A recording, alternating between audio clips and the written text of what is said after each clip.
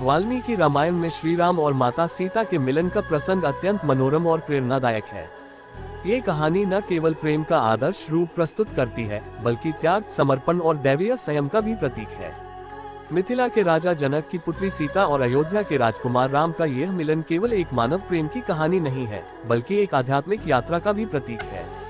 इस कथा में हम उन पलों को देखेंगे जब राम और सीता की पहली मुलाकात होती है और उनके हृदय में एक दूसरे के प्रति प्रेम अंकुरित होता है। ये बात उस समय की है जब विश्वामित्र ऋषि श्री राम और लक्ष्मण को लेकर अपने यज्ञ की रक्षा के लिए अयोध्या से आए थे। ऋषि विश्वामित्र दोनों भाइयों के शौर्य से अत्यंत प्रसन्न थे और उन्हें अपने साथ जनकपुर ले गए, जहां राजा जनक ने एक भव्य स्वयंवर का आयोजन किया था। राजा जनक ने अपनी पुत्री सीता के लिए एक अद्वितीय शर्त रखी थी, जो भी शिवधनुष को उठाकर उसकी प्रत्यंचा चढ़ा सकेगा, वही सीता से विवाह कर सकेगा। राम और लक्ष्मण जब जनकपुर पहुंचे, तब वहां का वातावरण अत्यंत उत्साहपूर्ण था। सीता, जो अपने पिता की आज्ञा से स्वयंवर की तैयारियों में व्यस्त थी, उस समय भी उनकी आंखों में एक अनकहा उदासी का भाव था। वह जानती थी कि यह शिवधनुष अत्यंत भारी और शक्तिशाली है, इसे आज तक कोई राजा या योद्धा उठा नहीं सका। परंतु अपने पिता की आज्ञा और अपनी नियति को मानते हुए उन्होंने स्वयंवर की स्वीकृति दी।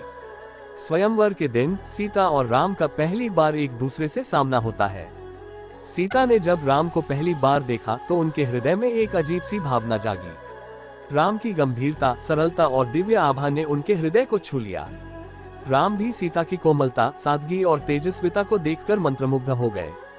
यह एक ऐसा क्षण था जिसमें शब्दों का आदान प्रदान नहीं हुआ, परंतु दोनों के हृदय में एक गूढ़ प्रेम का अंकुरन हो गया। सीता ने मन ही मन ईश्वर से प्रार्थना की कि यही पुरुष उनके जीवन साथी बने। उनकी यह प्रार्थना न केवल एक युवा स्त्री की आकांक्षा थी, बल्कि एक दैवीय संकेत भी था कि वे दोनों एक दूसरे के लिए बने हैं। अब वह क्षण आया जब श्री राम को शिवधनुष उठाना था। सभा में आए हुए अन्य राजा और योद्धा असफल हो चुके थे और राजा जनक ने निराश होकर ये तक कह दिया था कि शायद इस पृथ्वी पर कोई ऐसा वीर है ही नहीं जो सीता के योग्य हो। तभी विश्वामित्र ने राम को शिवधनुष उठाने का संकेत दिया। श्री राम ने बड़े ही सहजता से शिवधनुष उठाया और उसकी प्रत्यंचा चढ़ाने का प्रयास किया। सारा जनकपुर उस क्षण थम गया जब श्री राम ने धनुष को उठाया। जैसे ही उन्होंने उसे खींचा, धनुष 2 टुकड़ों में विभाजित हो गया। ये दृश्य देख हर कोई आश्चर्यचकित रह गया और तभी जनक ने श्रीराम को सीता का वर चुना। जब सीता को ये ज्ञात हुआ कि वही वीर श्रीराम ही उनके पति बनने वाले हैं, तो उनके हृदय में असीम सुख का संचार हुआ। विवाह के पश्चात जब श्रीराम और सीता अयोध्या लौटे तो उनका प्रेम और गहरा हो गया। राम के साथ जीवन में कितनी ही कठिनाइयां और संघर्ष आए, परंतु सीता ने हर परिस्थिति में राम का साथ दिया। उनके वनवास के समय में भी सीता ने राम के साथ जाने का निश्चय किया, ये कहते हुए कि एक पत्नी का धर्म है कि वह अपने पति के साथ हर सुख दुख में साथ रहे। वनवास के दौरान भी उनका प्रेम और अधिक प्रगाढ़ हुआ।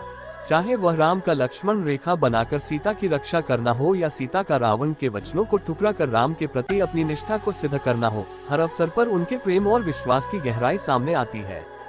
राम और सीता का ये प्रेम केवल एक राजा और रानी का प्रेम नहीं था, बल्कि यह एक ऐसा अनंत और अद्वितीय प्रेम था जो त्याग, समर्पण और धर्म पर आधारित था।